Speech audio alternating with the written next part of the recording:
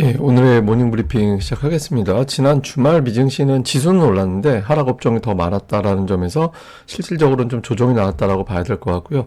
특히 이제 트럼프가 관세 발언을 재개한 점, 그리고 마이크론 테크놀로지가 큰 폭으로 빠진 점은 오늘 우리 증시에 좀 부담이 되는 그런 사안이 될 겁니다. 그런데 삼성전자가 지난주에 10% 넘게 올라갔잖아요. 10년 만에 그렇게 올라간 건데, 그러니까 이번 주에도 시장을 지탱해주는 그런 역할을 할 수 있는지 오늘 장에서 좀 가늠을 해봐야 될 것 같고, 그리고 일정상 공매도, 상호 관세, 이거 일주일 전이잖아요. 그러니까 외국인 투자자들이 그럼에도 불구하고 매수를 계속해 줄 수 있을 것이냐, 뭐 오늘 보면 어느 정도 또 가늠이 될 겁니다. 그러니까 이 부분 중점적으로 살펴보도록 하겠습니다. 우선 주말에 뭐 미증시는 지수는 뭐 플러스로 마감하긴 했는데, 중소형주, 러셀 2000이 마이너스가 났고, 그리고 하락한 업종이 더 많았잖아요. 그래서 미증시는 실질적으로는 조정이 나온 거였다. 좀 빠진 거다. 이렇게 봐야 되는데, 아무래도 이제 트럼프가 4월 2일은 미국 해방의 날이다. 돈을 되찾아올 것이다. 이런 발언을 하면서 상호 관세에 대한 압박을 할 것이다라는 점을 다시 한번 확인해 준 거.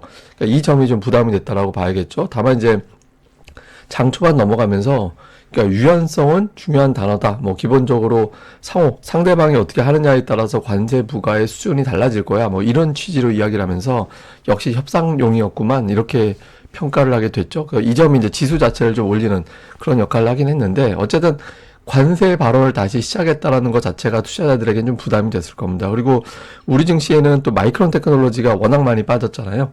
이익률에 대한 우려 때문에 이제 많이 빠진 점, 이게 또 부담이 되고, 또 이번 주에 미국의 물가 지표도 공개가 되거든요. 그래서 해외 쪽에서는 뭐 그렇게 크게 도움이 될 만한 그런 사항은 아니다. 이렇게 이제 봐야 될 것 같습니다. 근데 최근에 미증시는 대형주가 좀처럼 살아나지를 못하고 있어요. 그러니까 올해 통틀어서 보면 그 빅세븐이, 그러니까 메가세븐이라고 불리우는 대형주들이 그 S&P 500 지수보다 우위에 선 주간이 두 주밖에 없었어요. 나머지는 다 지수보다 더 부진했거든요. 그러니까 지수를 끌어내리는데 결정적인 역할을 한 게 메가세븐 종목이었다라고 봐야 되죠.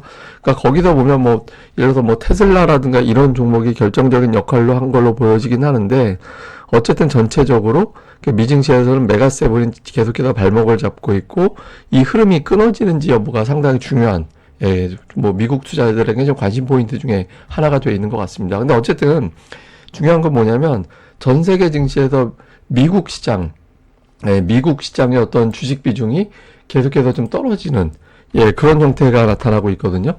근데 이게 이제 어떤 의미냐면, 다른 나라 증시는 괜찮다라는 의미가 되는 거잖아요. 그러니까 다른 나라 주식시장도 같이 빠졌다면 이 미국의 비중이 평행하게 갔을 텐데, 미국의 비중이 떨어졌다라는 거는 미국만 빠지고 다른 나라는 선전했다라는 의미가 되는 거죠. 그래서 뭐 경기 침체 걱정이라든가 이런 것들이 아직은 전 세계적으로 광범위하게 퍼지고 있지는 않다. 그러니까 미국에 아직은 국한되어 있는 건데, 상호 관세라는 재료가 이번 주부터 조금 뉴스로 많이 부각될 가능성이 있어서 이번 주에 다른 나라들이 그럼에도 불구하고 버티느냐, 특히 주요 관세 대상국들이 되고 있는 뭐 캐나다, 멕시코, 중국 이런 나라 증시가 미국보다 강하거든요. 유럽도 마찬가지고. 그래서 이런 기조가 뭐 오늘 장에서도 계속해서 이어지게 되는지 좀 살펴봐야 될 것 같습니다. 근데 일단 마이크론 테크놀로지가 워낙 많이 빠져서, 근데 잘 보면 마이크론 테크놀로지가 특이한 패턴이 있어요. 보시면 빨간색 선, 저 201선만 가면 계속 맞고 떨어지는 그런 형태가 나오고 있죠. 그래서 이거 약간 뭐 제가 보기에는 옵션 거래나 뭐 공매도나 이런 것들이 주기적으로 활동하고 있는 게 아닌가 싶긴 하거든요. 근데 어쨌든 마이크론 테크놀로지의 어떤 움직임이 지난주에 또 201선을 돌파하지 못하고 그 언저리에서 빠졌고, 그 이후로 수익성, 저게 이익금에 대한 문제보다는 이익률에 대한 문제로 좀 빠진 걸로 나타나더라고요. 그래서 저거는 삼성전자하고 ASK 하이닉스에는 조금 다른 이야기이긴 하고, 또 저렇게 문제 제기를 한 데가 CT인데, CT에서는 또 지난주에 삼성전자하고 SK 하이닉스도 긍정적으로 평가하긴 했거든요. 근데 워낙 주가가 많이 빠져서 저게 오늘 장에서 두 종목에 영향을 어떤 형태로 미치는지, 이것도 좀 중요한 관전 포인트 중에 하나가 될 것 같습니다. 근데 어쨌든 우리 증시는 지난주에 외국인들이 되게 많이 샀잖아요. 무려 2조 7,700억 원. 삼성전자하고 SK하이닉스 두 종목을 집중적으로 매수하긴 했는데, 어쨌든 뭐 모처럼 외국인들 되게 많이 샀죠. 근데 외국인들 특징이 대략적으로 2조 원 이상의 매수가 나오면 그 다음 주까지 매수가 이어지는 경향이 있긴 했어요. 매수 규모가 줄긴 하지만. 그러니까 다음 주에 매도로 바뀌었던 거는 한 번 있었거든요. 요때 이제 보시면 요때 한 번 있었고, 나머지는 대부분 다 그 다음 주에도 줄긴 했어도 매수를 했었거든요. 보시면. 그래서 이번 주에 과연 그런 패턴이 좀 나올 거냐. 그러니까 이전에 그래도 줄이긴 해도, 그러니까 이번 주에 대략적으로 평균적으로 치면 주간 1조 원 정도? 뭐 그 정도의 매수가 나올 확률이 일단 과거 패턴으로 보면 높았는데, 그럼 하루 평균 2천억 매수한다는 얘기잖아요. 그래서 실제로 이제 그렇게 되는지 아니면은 뭐 오늘 특히 이제 미국 시장에서 어떤 뭐 반도체주가 빠진 상태에서도 삼성전자를 계속 매수할 거냐, 이걸로 우리가 좀 가늠을 해봐야 되는 관점 포인트 오늘 장에서 될 거고, 또 하나는 이제 삼성전자가 저렇게 올라가는데 사실 우리가 뭐 선긋기 좋아하는데 고점을 연결하는 선으로 딱 보면 삼성전자가 조금 매물 소화를 해야 되는 위치로 보이긴 하잖아요. 예, 근데 반면에 삼성전자가 저렇게 올라갈 때 여러 가지 종목 덩어리, 예를 들어서 뭐 알테오젠이라든가 방산주라든가 제약바이오라든가 조선주라든가 이런 것들이 좀 부진했잖아요. 그래서 물론 이제 각각의 사연이 있긴 했는데, 근데 저거를 공매도 시행을 앞두고 올랐던 종목을 팔고 눌렸던 종목으로 자금이 넘어가는 거다, 이렇게 해석이 나오긴 하거든요. 그래서 요런 현상이, 근데 기본적으로 코스닥 시장에서는 뭐 알테오젠도 그렇고 HBL도 그렇고 HLB도 그렇고 시장에서는 좀 부담이 되는 변동성이 있었잖아요. 이게 좀 안정되는 게 중요하거든요. 그래서 오늘 지난주에 좀 많이 빠졌던 종목군들이 좀 진정이 되는지, 그리고 삼성전자가 이제 2010년 이후에 크게 올랐을 때 8% 이상 주간 올랐을 때 그 다음 주에 보면 경향성이 없었어요. 그러니까 올라간 주간하고 빠진 주간하고 되게 비슷했거든요.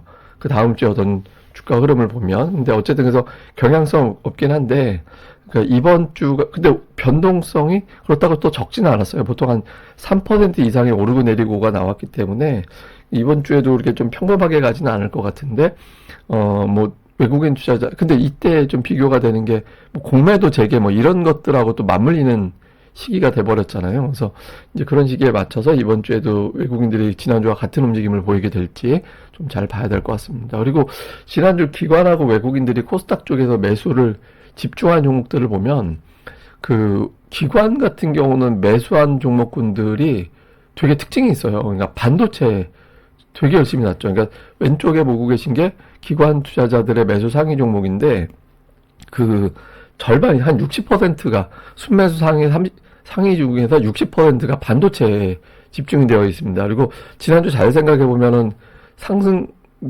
아니었잖아요, 코스닥이. 그래서 평균 매수가 대비 주가가 플러스 되기가 쉽지 않았거든요. 근데 기관 같은 경우는 한 70% 정도의 승률이 나왔어요. 이게 굉장히 성과도 좋은 거죠. 그러니까 매수하면서 매집을 하는 게 아니라 끌어올리면서 매수하는 그런 패턴을 보였다라는 거고, 외국인들 같은 경우는 승률이 한 40% 정도 나옵니다.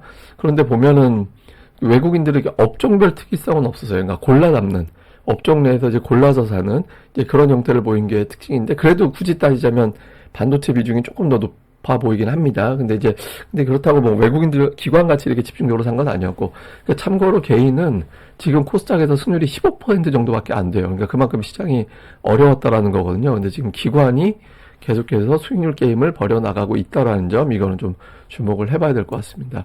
자, 오늘 장은 일단 관세 뉴스가 부담이 될 거예요. 그러니까 본격적으로 관세 관련된 뉴스들이 계속 나오는 상태이기 때문에 이 상황에서도 외국인들이 뭐 한국은 수출 많이 하는 나라니까 관세 뉴스 나오면 안 좋은데, 그러니까 이런 걸 계속 품고 갈 거냐. 그리고 특히 마이크론이 워낙 많이 빠진 상태라서 그런 상황에서도 외국인 투자자들이 과연 2주 연속 매수가 될 거냐. 그러니까 1월 초에도 한 주 제법 많이 매수했는데 그 다음 주에 바로 꺾였잖아요. 그때 당시에 뭐 딥시크 막 이런 것들 막 공포감 이어지는 흐름이 만들어지면서 외국인들이 다시 매수로 돌아서진 않았죠. 그래서 이런 어떤 흐름이 계속해서 이어져 나갈 수 있는 건지, 특히 삼성전자에 대한 매수가 나올 건지 좀 봐야 될 거고, 그 다음에 이제 정치 변수가 되게 중요한 상황이 될 겁니다. 그러니까 우리나라가 이제 탄핵이라는 게 헌법재판소에서 판결이 난 게 2번 사례밖에 없었잖아요. 네, 그렇기 때문에 뭐 주간증시 전망대 시간에 제가 설명드리긴 했지만, 그게 이제 2번의 사례밖에 없다 보니까 이게 그때 당시의 사례대로 우리가 어떻게 될 거다라고 추정할 수 있는 그 데이터가 안 돼요.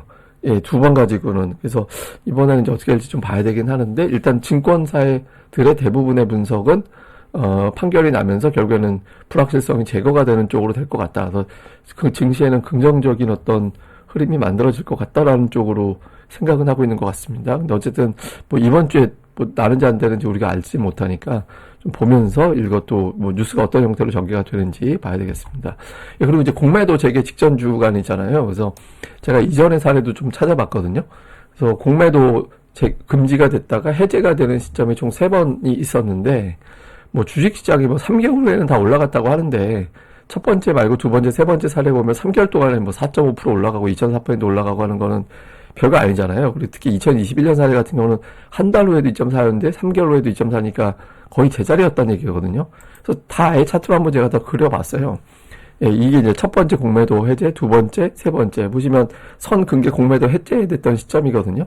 그러니까 뭐 공매도 해제돼서 저게 공매도 해제 때문에 올라간 건지 아니면 그냥 가던 길 계속 간 건지 우리가 알 수가 없어요. 그래서 이게 공매도 또 한 달 동안은 뭐 주가가 이렇게 또 시원스럽게 움직이는 것도 아니었고, 그래서 지금 당장은 공매도 금지가 해제되면서 어떤 주식시장에 의미 있는 변화가 있을 것 같지는 않고, 대신 종목별 변화가 있겠다. 올라간 종목을 조금 조심스러워하고 눌렸던 종목으로 좀 이동하는 개별 종목의 어떤 이슈가 될 것 같다. 뭐 이렇게 우리가 정리해 보면 될 것 같습니다. 근데 이건 제가 또 데이터 계속 정리하는 대로 살펴보도록 하겠습니다. 이게 언론사에서 나온 거하고 제 수치가 좀 다를 거예요. 근데 왜냐면 약간 다른데 1~2% 정도 다른데, 다른 이유는 저는 계산을 예를 들어서 6월 1일부터 공매도 해제가 됐다. 그러면 하루 전 종가부터 3개월 후를 따져봤기 때문에 아마 숫자가 이제 기준일이 저하고 하루씩 다를 겁니다. 증권사나 아니면 이제 그 언론사에서 나오는 거. 하여튼 제 기준으로는 이런 거니까 뭐 이 정도로 보시면 될 것 같습니다. 예, 그럼 또 오늘 하루 또 잘 보내시고요. 저는 또 다음에 뵙겠습니다. 이 방송 구독하기 그리고 좋아요 꼭 좀 부탁드립니다. 감사합니다.